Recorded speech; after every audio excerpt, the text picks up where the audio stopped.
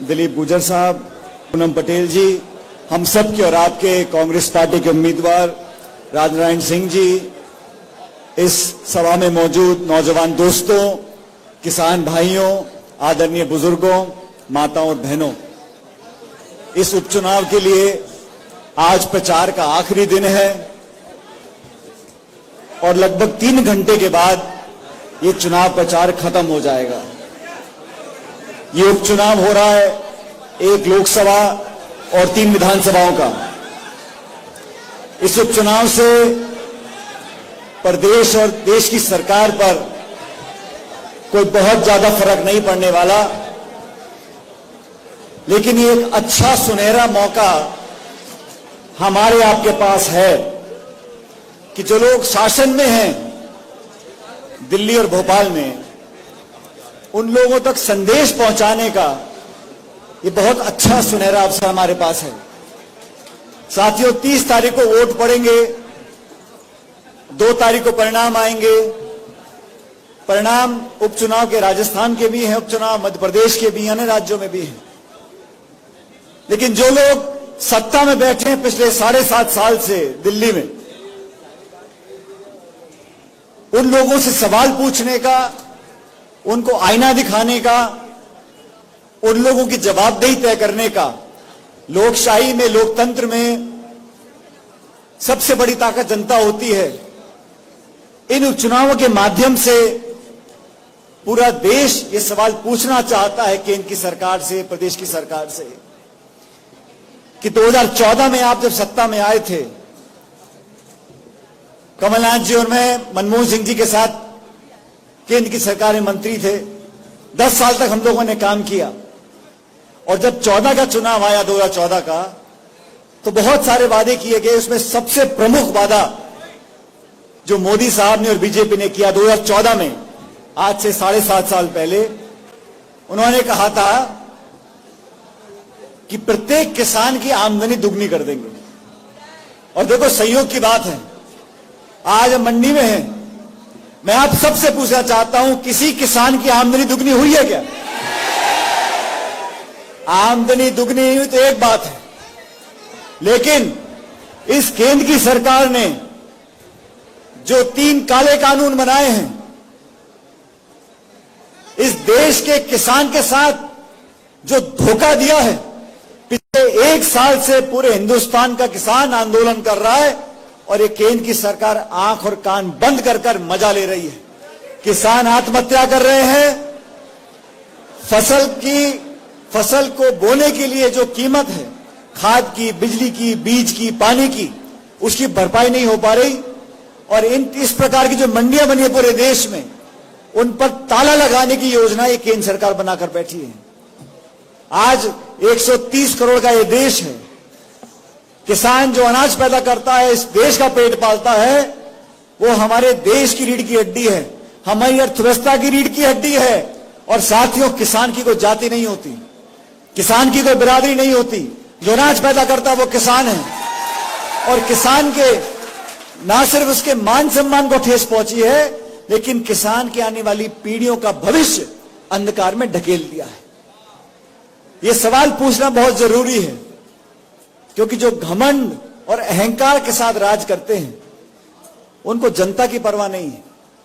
आज उत्तर प्रदेश में क्या हो रहा है? केंद्र की सरकार के मंत्री, उनके पुत्र पर आरोप लगते हैं। जो किसान इन कृषि कानून का विरोध कर रहे हैं, उनके ऊपर गाड़ियों से उनको रोना जाता है, लोग मर जाते हैं, खून सड़कों पर बहता है। और अहंकार वाली सरकार किसी का इस्तीफा लेती नहीं है। इस लोकतंत्र में जवाबदेही तय करनी पड़ेगी कि नहीं पड़ेगी?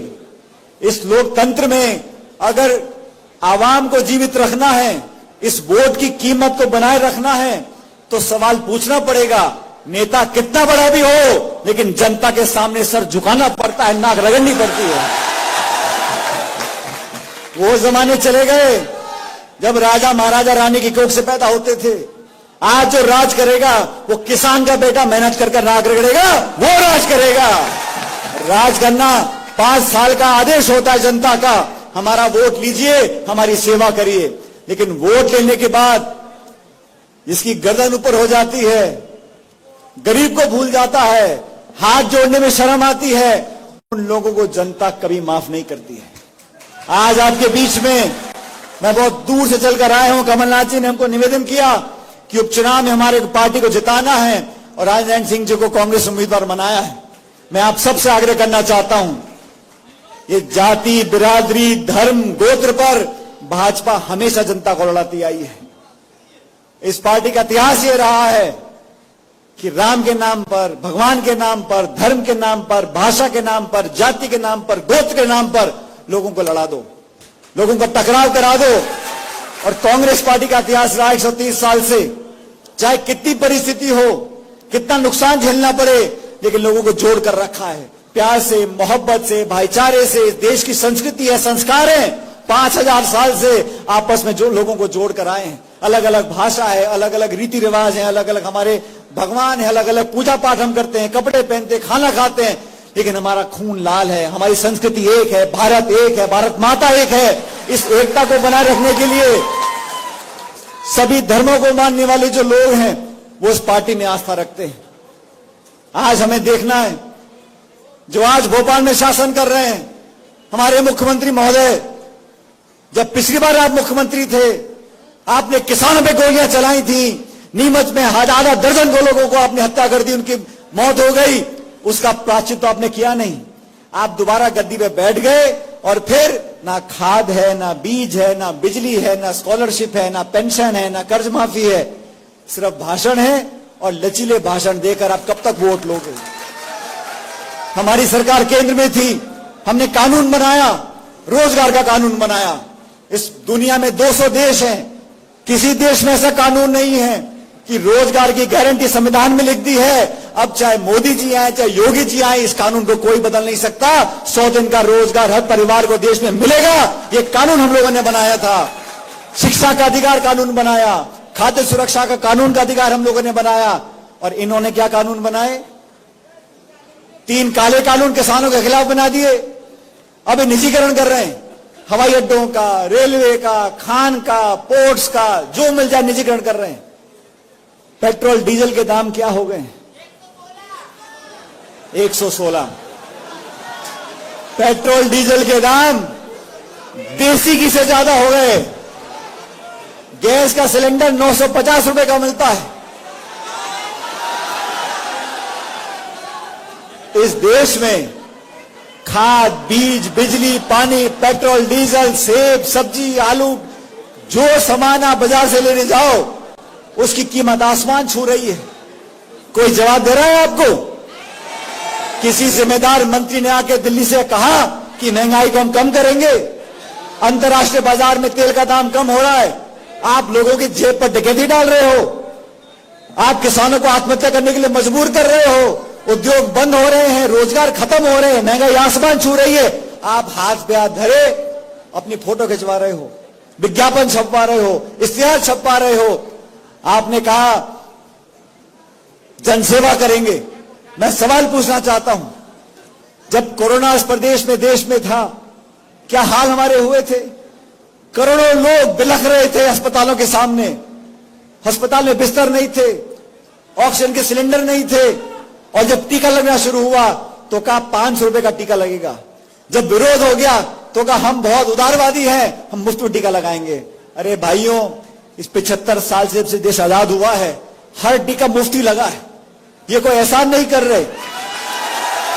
टीका लगाना, मुफ्त करना जनता पे उपकार हो गया। आप हजारों खरबों रुपए खर्च कर नई नई इमारत बना रहे हो, दिल्ली में हवाई जहाज ले रहे हो, नए नए घर बना रहे हो, नई पार्लियामेंट बना रहे हो, और लोगों को, किसानों को यहां अंतर्राष्ट्रीय अखबार में लिखा है कि भूखमरी में आज देश का नाम रोशन हो रहा है, बेरोजगारी में नाम रोशन हो रहा है। इन्होंने कहा था भ्रष्टाचार को खत्म कर देंगे। मैं पूछना चाहता हूं, मध्य प्रदेश में सरकार